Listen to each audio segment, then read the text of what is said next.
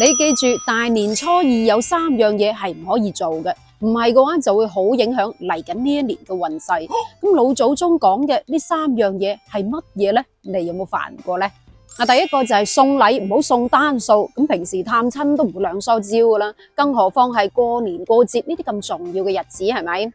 喺傳統文化裏面，送禮通常會好事成雙，要雙數，雙雙對對，一對一對嘅。譬如話買蘋果咁計啊，會買6個，六六大順啊嘛，8個發發發，10個十全十美，平平安安，亦都係對主人家嘅一種美滿嘅祝福。但係如果送禮送單數嘅，老人家就唔係咁歡喜啦。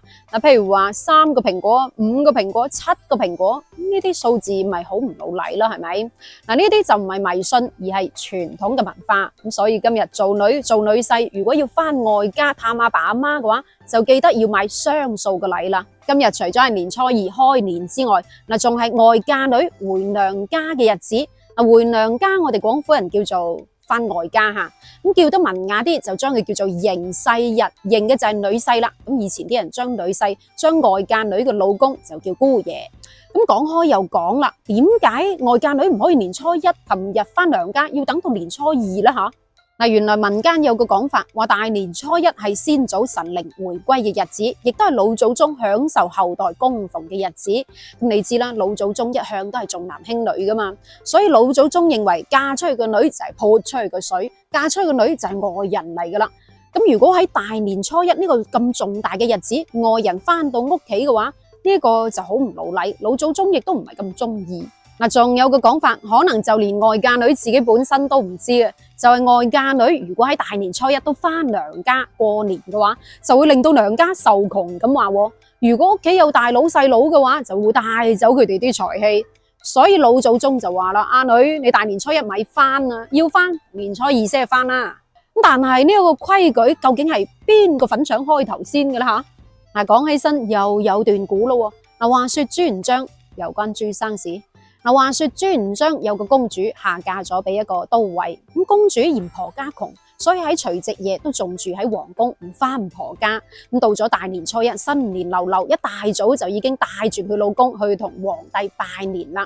點不知朱元璋見到之後好嬲咁話啦：皇帝係人，老百姓都係人，你點解唔先同你公婆拜年，再嚟同我拜年呢？你知唔知咩叫做孝順啊？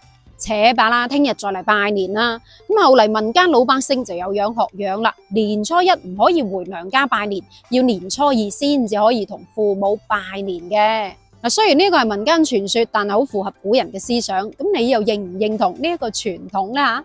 咁至於第二個禁忌，睇下你有冇犯過咯。就係大年初二唔好借錢，就算係問人借錢或者係借錢俾人都唔得嘅，亦都唔可以追債。老祖宗教落，初二借了錢，一年四季靠外援，初二去追債，財產外流一整年啊！即係話大年初二，如果你走去借錢嘅話，一年四季都要人幫。咁若然大年初二走去追債，仲衰，財產一年都收唔翻啦，陰公豬咯。所以你見到通常新年流流都唔會借錢嘅，就算催還錢都唔會等到過年先係催。咁老祖宗都講啦，窮一年邊個制至得噶，係咪？至於第三個禁忌，可能好多人未必做到啊，就係唔洗頭，唔可以洗衫，反正唔可以做同水相關嘅活動。你咪笑啊！好多地方都保留咗呢一個咁傳統嘅習俗嘅。我阿婆逢初一15都唔俾人洗頭嘅，更何況係過年呢啲咁重大嘅節日，更加唔可以啦。事關老一輩人認為水即係財富，咁如果喺呢日洗頭咯，就會洗走啲財富咁話。你屋企有冇呢一個講法呢？仲有啲老人認為水神係喺大年初一、初二生日嘅，咁為咗保證呢一年風調雨順，亦都為咗尊重呢個水神，所以唔會喺大年初一或者係初二洗頭或者係洗衫嘅。但係沖涼又得，但係我阿婆又都得翻嘅。若然真係要洗咯，就要等開咗年，進行咗各種祭拜儀式之後，就可以洗頭洗衫啦。大部分廣府人都係喺大年初二開年嘅，但係德慶啊或者係開平啊就喺初四或者係初六開年。咁你家鄉又係年初幾開年嘅啦吓？咁當然啦，各處鄉村各處例，唔同嘅地方習俗都唔同。咁關於大年初二嘅習俗仲有好多嘅。嗱，譬如話有啲地方話大年初二唔好瞓中午覺，唔係嘅話嚟緊呢一年都會變懶。仲有啲人話大年初二唔好講啲唔吉利嘅說話，譬如話屎啊、蝕啊、輸啊嗰啲唔好老禮嘅說話。要講咩呢？要講生猛猛，要講贏到開晒巷，呢啲好聽嘅說話。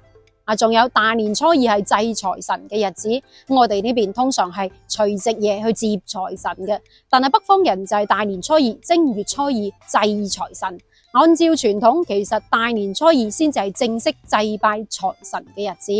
祭財神嘅良辰吉時一般都係喺凌晨，又或者係一大朝早。呢一個就為之良辰吉時，仲要係對住西南嘅方向。咁你又知唔知道我哋經常祭拜嘅財神爺係邊位呢？第一種講法就係趙公明同埋關羽呢兩位喺民間被稱為武財神，而另一個講法係話比干同埋范，兩個從呢個字普通話讀離，粵語讀禮，范禮。咁禮字可以用作人名，亦都可以用作地名。咁范蠡同比干喺民間就被稱為文財神啦。知道自己嘅財神爺係邊位，先至越拜越靈強，財源先至會滾滾來噶嘛，係咪？